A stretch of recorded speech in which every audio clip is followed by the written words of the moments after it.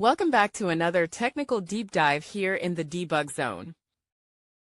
Today we're tackling a big question and breaking it down with insights from other users.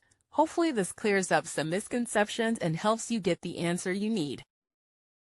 So buckle up, stay a little curious, and let's jump right in.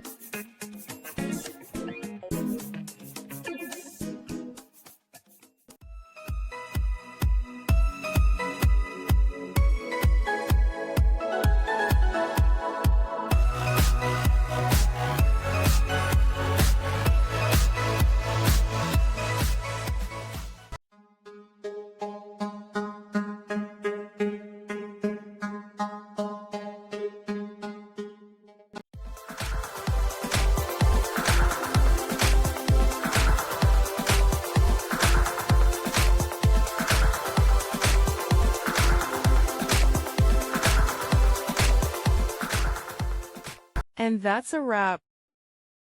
I hope you found the answer you were looking for. If you did, take a second to hit that subscribe button. It really helps out.